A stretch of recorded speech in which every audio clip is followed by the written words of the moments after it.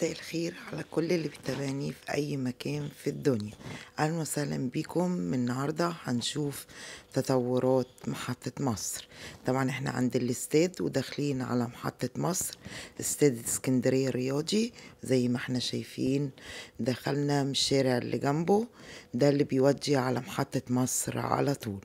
احنا ماشيين كده في اتجاه محطة مصر، وهنمسكها من الأول ونشوف أول تطورات محطة مصر وايه اللي حصل فيها. زي ما احنا شايفين احنا داخلين عليها.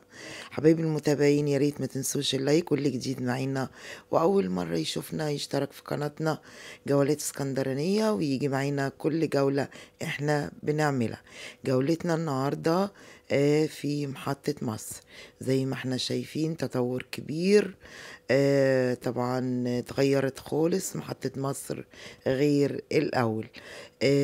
هي بقت عن ميدان كبير جدا، مكان للميكروباصات طبعا المتجهة لأي مكان، القاهرة، العمرية، العجمي، مطروح، سيدي بشر، المندرة، أبو قير، أي اتجاه. طبعا كل اتجاه ليه باكية بخط سير.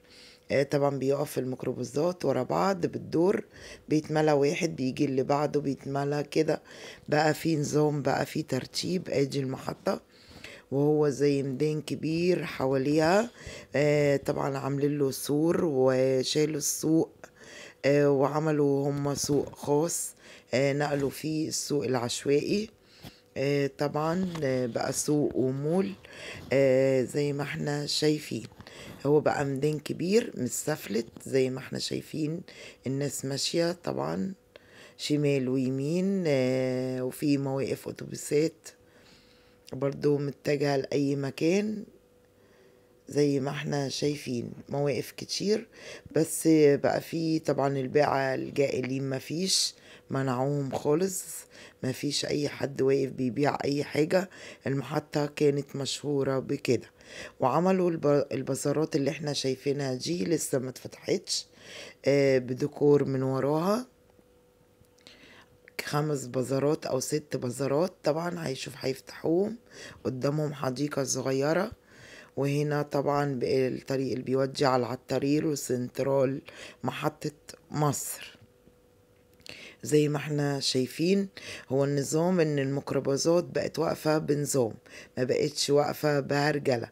زمان كانت بهرجلة، بقى في طريق للمشاة للناس تمشي يمين وشمال وشمال ويمين زي ما احنا شايفين براحتهم، بدون طبعا الميكروباصات ما كانت رايحة وجاية والناس ما بتعرفش تمشي. بقى في ترتيب، بقى في نظام. دي آخر تطورات محطة مصر، واللي ما راحش محطة مصر يشوفها معانا النهاردة.